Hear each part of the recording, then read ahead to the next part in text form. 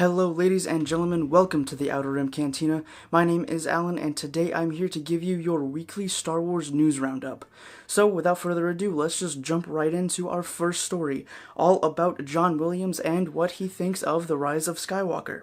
So, the legendary composer we all know and love recently sat down with the Times for an interview about the upcoming finale to the epic Skywalker saga. He told Ben Hoyle that he had liked what he had seen of the Rise of Skywalker very much.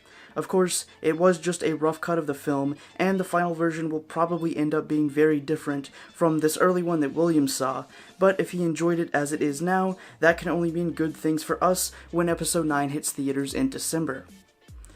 He also revealed that he had written about 25 minutes of the film's score, and talked about what it had been like going on this 45-year journey through the galaxy, and how through it all he had remained more humble than most, simply because he didn't take things all too serious.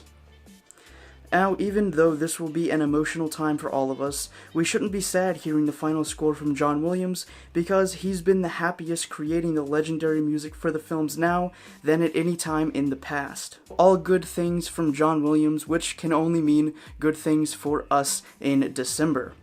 Moving on to our second story, George Lucas turned 75 on Tuesday, and the internet was filled with love and support for the man who started it all. George Lucas created the wonderful galaxy of Star Wars and gave millions of kids and adults alike something to dream and fantasize about, being a Jedi Knight and saving the galaxy from evil.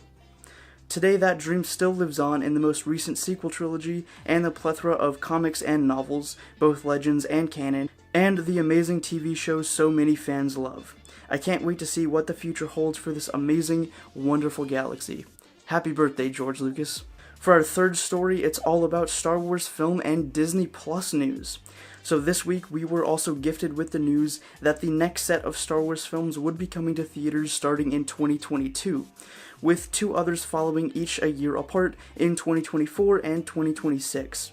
Now though, we know that at least the first of these new untitled Star Wars films is being written and produced by David Benioff and D.B. Weiss, or the guys who write and produce Game of Thrones.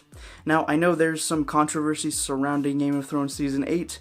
I don't personally watch the show, so I really don't care that much. I'm just excited to see what they come up with when they don't have any restrictions or any rules they have to follow, and they can just create whatever they want to create in the Star Wars galaxy.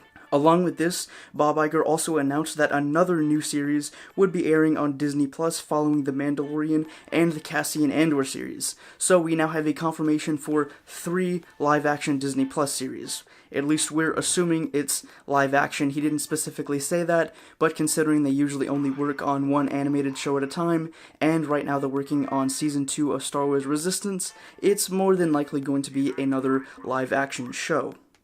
And I guess Kathleen Kennedy wasn't kidding when they said they were planning the next 10 years of Star Wars.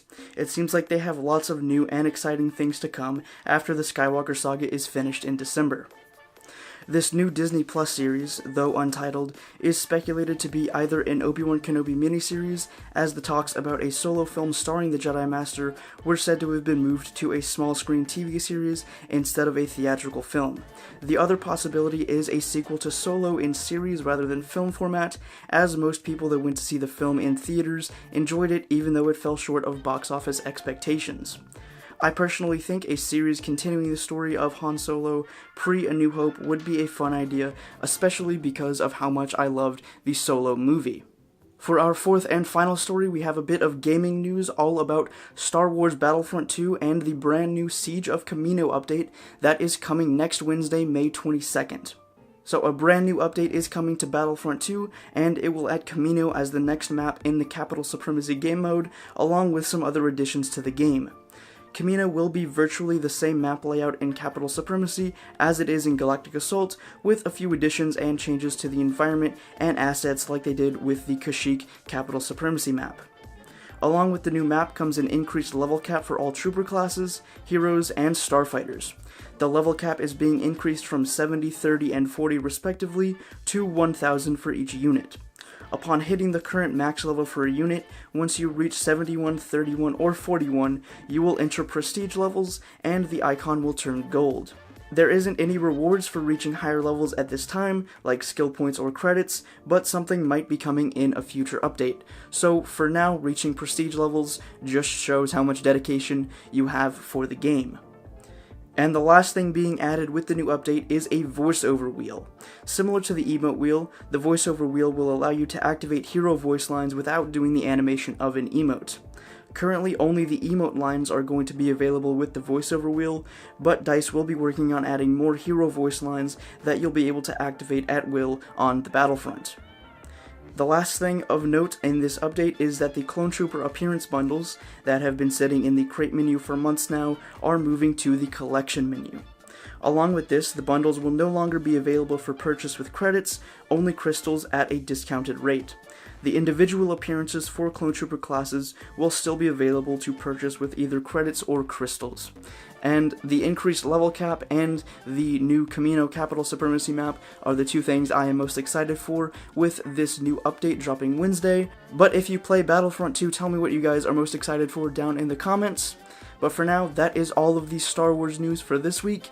I hope you enjoyed this. If you did, slap a like on this video, get subscribed if you aren't already, and I will see you guys back here in the cantina next week for another video. Until then, may the Force be with you.